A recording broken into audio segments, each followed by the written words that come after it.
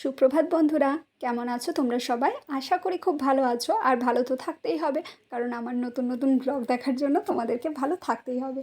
তো আমিও ভালো আছি। আর সকালে প্রথমে তোমাদেরকে আকাশটা দেখিয়ে দিলাম। আজকে আকাশটা এরকমই, মানে এক এক সময় মেঘলা মেঘলা ওয়েদার দেখাচ্ছে, আবার এক এক সময় সূর্যমামা বিরাট ধরনের তাপ দিচ্ছে। মানে বিরাট তাপ দিচ্ছে, মানে সত্যিই মানে এতটাই তাপ দিচ্ছে যে রোদে বসে থাকা দায় হয়ে যাচ্ছে। আর গরমটাও আজ অতিরিক্ত, কারণ মেঘের ঢাকা সূর্য অতিরিক্ত গরম করে। আমার তো তাই মনে হয়। তোমরা কেমন মানে ভাবনা রাখো এই ব্যাপারে আমাকে কমেন্টে জানিও। তো কাজকর্ম কিছুটা হয়েছে, এখনও কিছুটা বাকি আছে।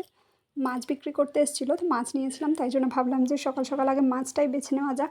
কারণ গরমের দিন বেশিক্ষণ মানে মাছ মানে রেখে দিলে মাছটা নষ্ট হয়ে যেতে পারে। তো সেই জন্য মাছগুলো বেছে নিলাম। আর একটা মাছেই দেখো ডিমও ছিল, জানো তো। তো ওই মাছটা একটু আলতোভাবে ভালোভাবে আর কি করলাম, বাছলাম শেষ দিকে।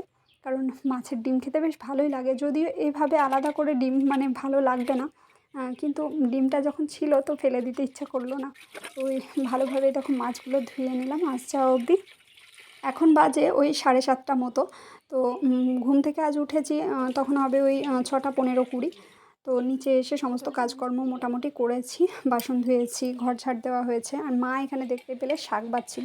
তো তারপর আমি দেখো বেসিনটা পরিষ্কার করে নিলাম, ঘর ঝাড় দেওয়া আছে, এবারে মোছার পালা।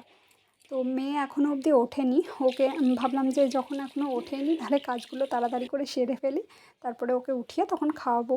তো মা ঠাকুরের বাসনগুলো এমনি মেজে ধুয়ে দিয়েছিল, তবে ভালোভাবে ধোয়া ছিল না বলে আরেকবার আমি ধুয়ে নিচ্ছি, ধুয়ে উবুড়ো করে দেবো। তো এই দেখো উবুরগুলো করে দিচ্ছি। আর জল না ঝরলে বাসন মানে কীরকম একটা দাগ দাগ হয়ে যায়।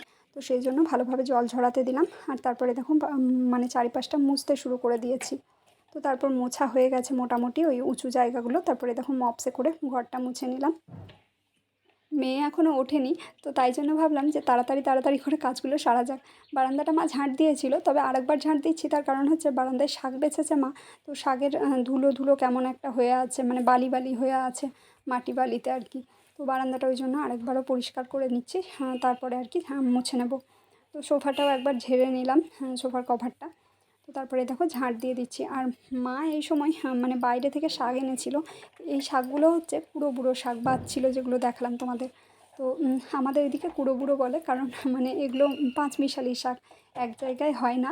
ওই মানে সজনের শাক, তারপরে ওই কী একটা বলে যেন গাঁদা পুন্না। তো ওই শাকটা আমাদের এদিকে ওই নামেই চিনি আর কি। তো ওই শাকগুলো এনেছিল, তো পাঁচমিশালি শাক ওই জন্য বলছি। তো ওগুলো মাই এনেছিল আর মাই বেছেছে, রান্নাটা আমি করব।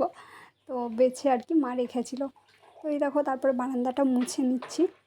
মপসের এই বালতিটা আগে বেশ ভালো ছিল, মানে আমাকে হাতই লাগাতে হতো না, নিজে নিজেই বেশ মানে জলটা নিংড়ানোর ব্যবস্থা আছে।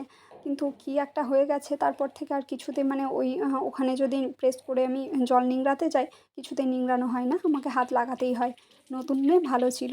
আমার কাছে কোনো জিনিসই যেন ভালোভাবে টেকে না বেশি দিন, জানি না কেন। মানে ওই বলে না লক্ষ্মীমন্ত হাত, তো আমার হয়তো বেশি অতিরিক্ত লক্ষ্মীমন্ত হাত, বুঝলে তো।